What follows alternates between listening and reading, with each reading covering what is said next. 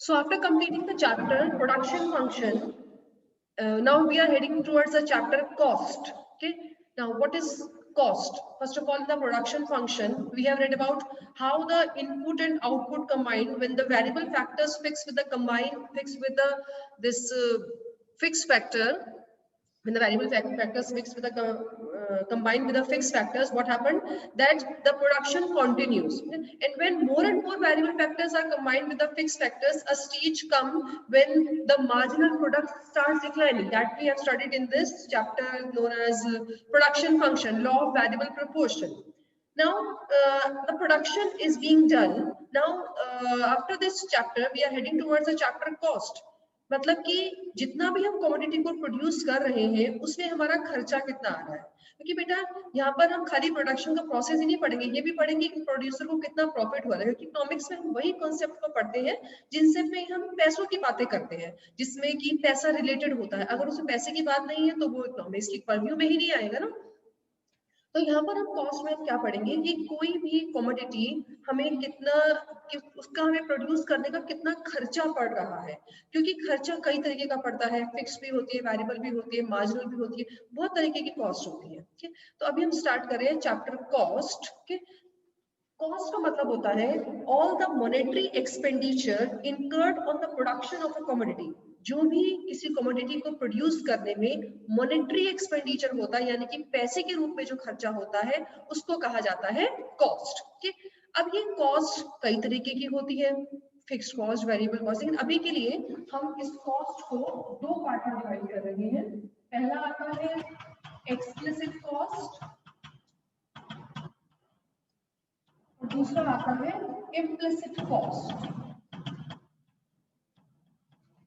Explicit cost वो cost होती है जिसका कि हम जब हम इनपुट्स को हायर करते हैं, यानी कि the cost of the hired inputs is known as explicit cost. यानी कि जब हमने इनपुट्स को बाहर से हायर किया है, हमने ये बाहर से हमने लोग मंगाए हैं, भले हमने जगह हमने रेंट पर ली है, या फिर हमने लेबर बुलाई हुई है, या फिर हमने पैसा हमने इंटरेस्ट पर लिया, जो भी हमारे फैक्टर्स ऑफ प्रोडक्शन है वो हायर्ड है, यानी कि वो हमारे नहीं है, वो हमें उसका पैसा पे करना है, वो कहलाते हैं एक्सप्लिसिट कॉस्ट।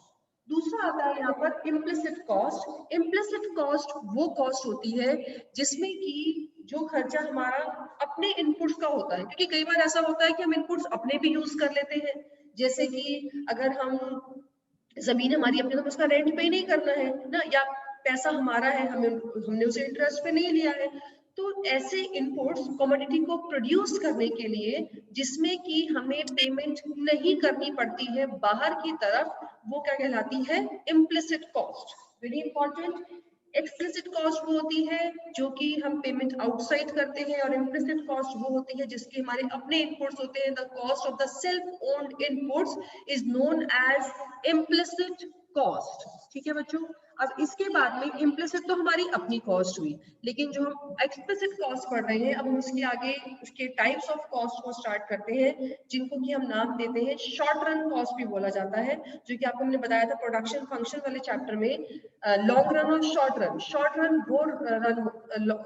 रन वो रन होता है जिसमें फिक्स्ड और वेरिएबल दोनों फैक्टर्स होते हैं, यानी कि अगर आपको प्रोडक्शन को बढ़ाना है तो आप क्या करते हैं? वेरिएबल फैक्टर्स को बढ़ाते हैं, हम फिक्स फैक्टर्स को नहीं बढ़ाते हैं ना, बढ़ते ही नहीं है, क्योंकि वहां पर टाइम पीरियड कम है, शॉर्ट रन है, शॉर्ट पीरियड है, इसीलिए तो law of variable proportion apply हो रहा है। यानी कि जब हम फिक्स के साथ में वेरिएबल को कंबाइन करते जा रहे हैं तो हमारा प्रोडक्शन क्या हो रहा है? वो शुरुआत में तो बढ़ रहा है, लेकिन अगर हम ज्यादा बढ़ाएंगे तो हमारा प्रोडक्शन बढ़ने की बजाय गिर जाएगा, क्योंकि वो शॉर्ट रन है, हम फिक्स फैक्टर को नहीं बढ़ा सकते, टाइमिंग कम है।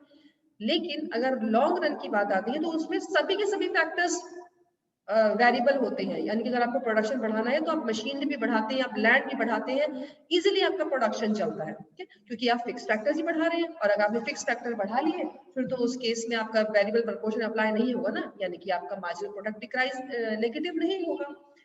अभी जो आपके क्लास 11 का सिलेबस है उसमें सिर्फ शॉर्ट रन की कॉस्ट है, यानी कि ऐसी कॉस्ट है जिसमें फिक्स्ड और वेरिएबल दोनों फैक्टर्स हैं। लॉन्ग रन की स्टडी, लॉन्ग रन का कॉन्सेप्ट आपके 11th के सिलेबस में नहीं है। Okay, now heading towards now the short run cost, starting with that. First, the number one cost in the short run cost is fixed cost. Fixed cost. Is the board clear to all? ये मैं थोड़ा और पास करूं. First of all, fixed cost. So as the fixed factors of production were there, rent, interest on the capital, the same way it is a fixed cost. यानी कि ऐसी cost जिसमें कि हमारा जो हमारा जब हम प्रोडक्शन करते हैं ना, तो उसका खर्चा बिल्कुल कांस्टेंट रहता है. भले प्रोडक्शन ज्यादा हो, भले प्रोडक्शन कम हो, भले प्रोडक्शन बिल्कुल भी नहीं हो, जो खर्चा बिल्कुल कांस्टेंट रहता है, भले आउटपुट बढ़े, भले आउटपुट गिरे, जिसका खर्चा बिल्कुल कांस्टेंट रहता है, सेम रहता है, वो क्या कहलाता है? Fixed cost of production. ठीक है. तो फिक्स्ड कॉस्ट से पहले शेड्यूल देखिए. शेड्यूल के साथ में आपको इजीली समझ में आता है.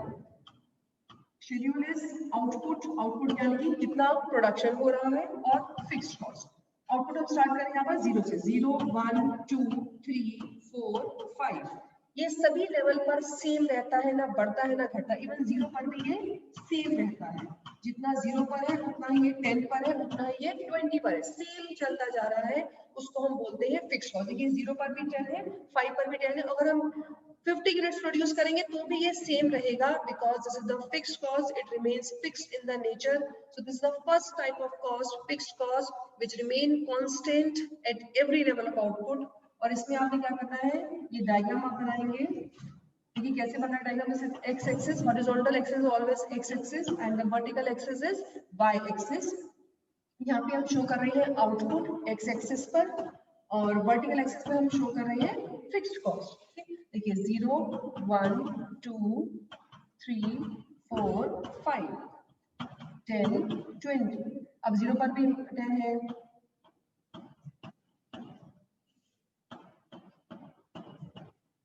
तो ये सभी लेवल पर कांस्टेंट चलता आ रहा है. तो ये हमारी फिक्स्ड कॉस्ट, जिसको कि हम क्या बोलते हैं, फिक्स्ड कॉस्ट एफसी कर्व. इसका कर्व कैसा है? It is parallel to the X axis. इसका नाम है parallel to the X axis. आपने जितने भी कर्व है उनके कर्व की आपको शेप पता होनी चाहिए. बहुत इंपॉर्टेंट है इस कॉस्ट चैप्टर के ये सारे के सारे कर्व्स. कोई भी कर्व आपको बनाने के लिए आ सकता है. So this draw this. और ये क्या होता है? This curve is parallel to the X axis. Okay. Now the second one cost is the variable cost. Variable का मतलब ही होता है जो कि change होता है. So variable cost is the cost which changes with the change in the level of output. यानी कि अगर आउटपुट बढ़ेगा तो वेरिएबल कॉस्ट बढ़ेगी, आउटपुट घटेगा तो वेरिएबल कॉस्ट भी घटेगी, और अगर आउटपुट 0 है तो वेरिएबल कॉस्ट भी 0 है. ठीक है. तो यानी कि वेरिएबल कॉस्ट वो कॉस्ट होती है जो कि आउटपुट के बढ़ने के, आउटपुट के चेंज होने के साथ साथ में चेंज होती जाती है. पॉजिटिव रिलेशनशिप होता है. जितनी आउटपुट बढ़ेगा उतनी वेरिएबल कॉस्ट बढ़ेगी, जितना आउटपुट घटेगा उतनी वेरिएबल कॉस्ट कम होगी. अब देखिए आउटपुट और वेरिएबल कॉस्ट 0 1 2 3 4 5 6 7. अब देखिए 0 पर ये कहती है 0, 1 पर रहेगी 10, 2 पर ये हो जाएगी 18, 3 पर 24, 4 पर 28, 5 पर 32, 6 पर 38 और 7 पर 46. तो ये वेरिएबल कॉस्ट आउटपुट के बढ़ने के साथ साथ में बढ़ती जाती है. लेकिन ये किस हिसाब से बढ़ रही है, इसको मैंने ऐसे रैंडमली नहीं बढ़ा दिया है. इस चीज को देखिएगा, सबसे इंपॉर्टेंट है ये कॉस्ट बढ़ किस हिसाब से रही है. पहले बार मैंने आपको 10, फिर 18, 24, मैंने इसको 10, 20, 30, 40 क्यों नहीं किया? कारण देखिए उसके पीछे. देखो बच्चों, इसका डिफरेंस जरा देखो कितना आ रहा है बार बार बार. यहाँ पे बहुत ध्यान से देखिएगा, जस्ट सी इट केयरफुली. जो ये देखो पहले डिफरेंस कितना है 10, फिर ये कितना बढ़ा 8 बढ़ा, फिर ये कितना बढ़ा 6 बढ़ा, फिर ये कितना बढ़ा 4, फिर 4, उसके बाद में 6, उसके बाद में 8. तो वेरिएबल कॉस्ट किस हिसाब से बढ़ती है?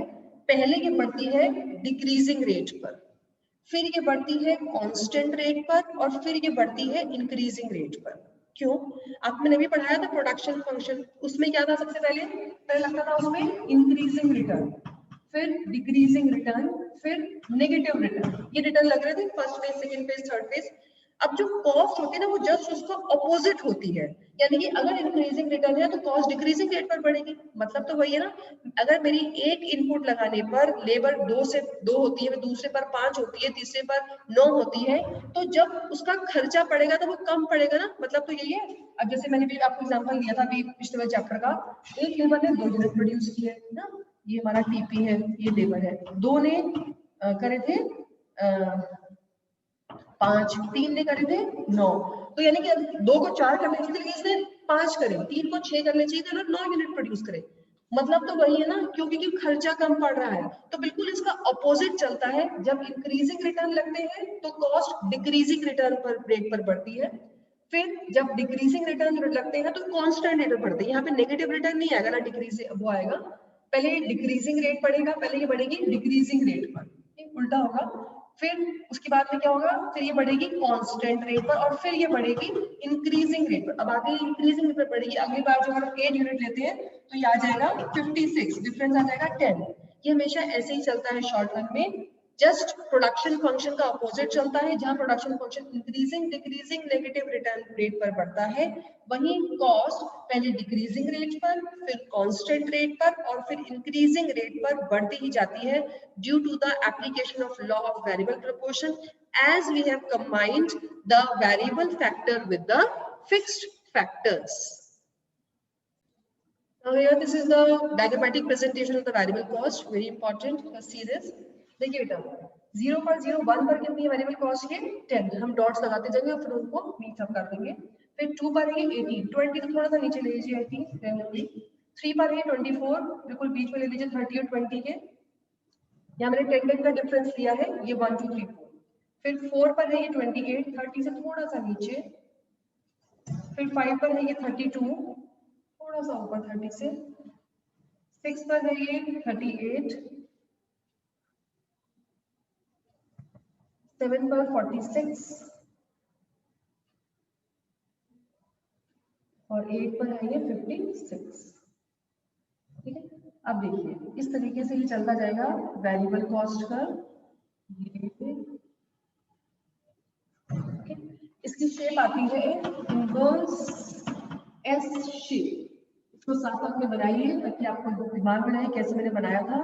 The shape of the variable cost curve is inverse S shape। क्या डिपेंड करता है, पहले ये डिक्रीजिंग रेट पर बढ़ती है, फिर ये कांस्टेंट रेट पर बढ़ती है वेरिएबल कॉस्ट, और फिर ये इंक्रीजिंग रेट पर बढ़ती ही जाती है, और ये है हमारा variable cost curve.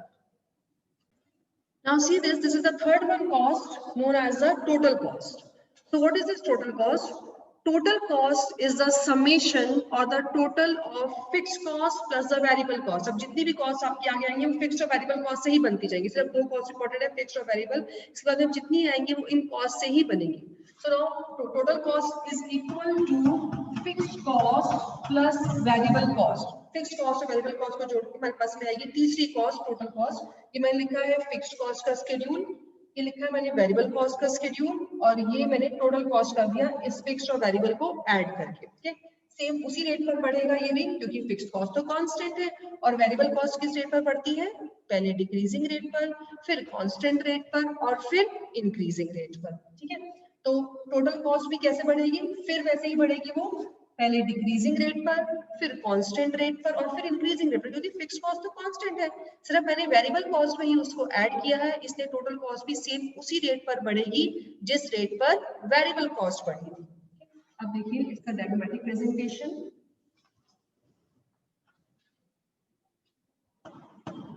Output and total cost 0 1 2 3 4 5 6 7 8 10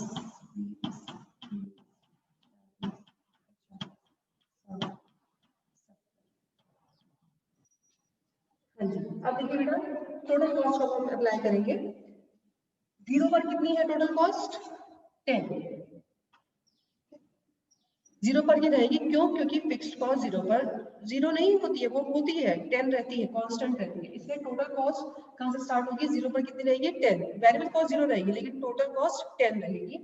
फिर 1 पर कितनी है ये 20, देन 28, देन 34, सिंपली मैंने प्लस किया फिक्स्ड कॉस्ट और वेरिएबल कॉस्ट को, 4 पर 38, 5 पर 42, 6 पर 48, 7 पर 56 और 8 पर 66। ये स्टार्ट होगी वाई एक्सिस से, वेरिएबल कॉस्ट 0 से स्टार्ट हुई थी, ये स्टार्ट होगी वाई एक्सिस से और ये इस तरीके से आपका आ जाएगा ये टोटल कॉस्ट।